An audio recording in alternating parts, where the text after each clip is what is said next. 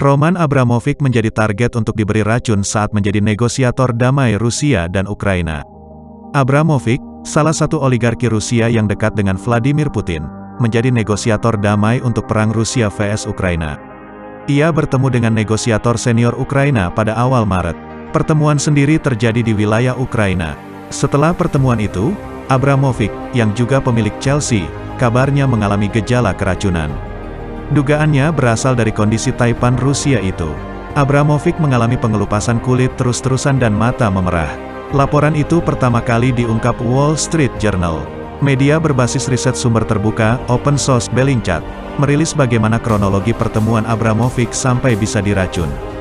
Lewat media sosialnya, Bellingcat, yang ternyata juga melakukan investigasi sejak awal, menceritakan bagaimana pertemuan berlangsung sampai Abramovich mengalami gejala keracunan. Bellingcat mengonfirmasi, 3 anggota delegasi yang menghadiri pembicaraan damai antara Ukraina dan Rusia pada malam 3-4 Maret tahun 2022 mengalami gejala yang konsisten dengan keracunan senjata kimia. Salah satu korban adalah pengusaha Rusia Roman Abramovich, tulis Bellingcat. Abramovich, bersama dengan pengusaha Rusia lainnya, mengambil bagian dalam negosiasi bersama anggota parlemen Ukraina Rustem Umerov. Negosiasi berjalan pada sore hari tanggal 3 Maret berlangsung di wilayah Ukraina, dan berlangsung hingga sekitar pukul 10 malam.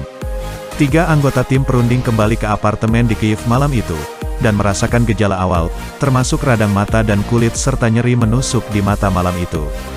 Gejalanya tidak mereda sampai pagi.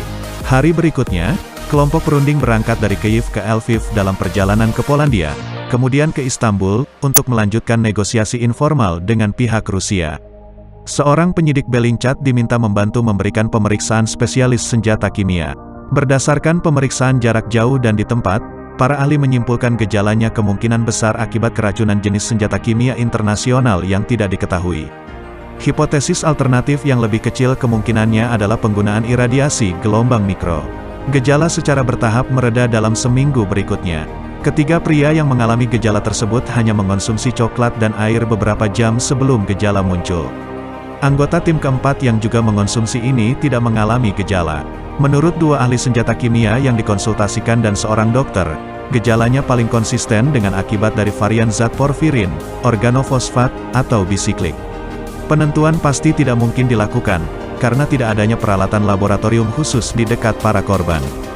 Para ahli mengatakan dosis dan jenis racun yang digunakan kemungkinan tidak cukup untuk menyebabkan kerusakan yang mengancam jiwa, dan kemungkinan besar dimaksudkan untuk menakut-nakuti para korban daripada menyebabkan kerusakan permanen.